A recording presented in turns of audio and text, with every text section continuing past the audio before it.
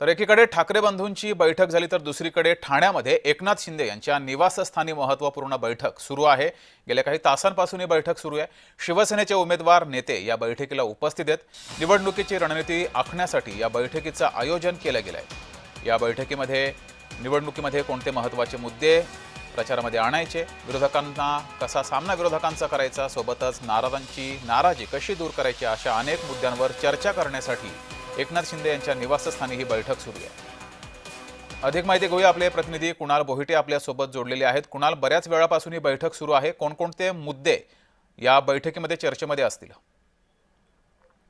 जगदीश, मागील 2.5 ते 3 तासापासून उपमुख्यमंत्री एकनाथ शिंदे यांच्या निवासस्थानी बैठक जी आहे ती महत्वपूर्ण बैठक बोलावण्यात आलेली आहे। शिवसेनेचे जे उमेदवार आहेत त्याचप्रमाणे शिवसेनेचे माजी महापौर आणि उमेदवार अशोक वैती असतील, सचिव राम रेपाळे असतील, खासदार नरेश म्हस्के असतील यांसह त्याचप्रमाणे सचिव संजय मोरे असतील, त्यांच्या पत्नी देखील निवडणुकीच्या रिंगणामध्ये उतरलेल्या आहेत। या सगळ्यांना बैठकीसाठी बोलवण्यात आलेलं आहे। आगामी महापालिका निवडणुकीच्या अनुषंगाने कमी दिवस उरलेले आहेत प्रचारासाठी। प्रचार कशा प्रकारे करण्यात यावा, त्याचप्रमाणे उद्या अर्ज मागे घेण्याची शेवटची तारीख आहे, त्यामुळे या शेवटच्या तारखेला बंडखोरांचं बंड थंड कसं करायचं या संदर्भामध्ये चर्चा होतीये। कारण काही ठिकाणी शिवसेना उद्धव बाळासाहेब ठाकरे पक्ष असेल, त्याचप्रमाणे मनसे असेल, या दोन्ही जे काही हे असेल त्या संदर्भात एकच जो अपक्ष उमेदवार असेल किंवा 2 अपक्ष उमेदवार असेल यांना मागे कसं घ्यायला सांगायचं आणि ती बिनविरोध कशी करायची। आपल्यासोबत दिवा शहर प्रमुख आहेत। सर, आपण बैठकीमध्ये आत्ताच होतात, काय नेमकं बैठकीमध्ये ठरलेलं आहे? काही ज्या जागा आहेत त्या बिनविरोध होण्याची शक्यता आहे? काही आमचे शिवसेनेच्या लोकांनी फॉर्म भरलेले आहेत, त्या भाजपच्या भरलेले आहेत, तर आमचं महायुती म्हणून कर्तव्य आहे आपल्या उमेदवार मागे घ्यायचे आणि आम्ही भाजपलाही विनंती केली की उमेदवार मागे, जेणेकरून महायुतीचे उमेदवार जास्त निवडून येतील। सर, शैलेशजी, नेमके किती बंडखोर दिव्यामध्ये आहेत आणि कशा प्रकारे हे बंडखोरांनी माघार घेतल्यानंतर एक फायदा शिवसेनेला होईल? दिवा शहरामध्ये 4 बंडखोर आहेत।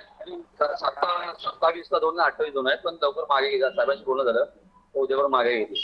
आदेशजी, उपमुख्यमंत्र्यांशी नेमकं बोलणं काय झालेलं? याच्यामध्ये बघा, दिव्यामध्ये महायुतीच्या बाजूने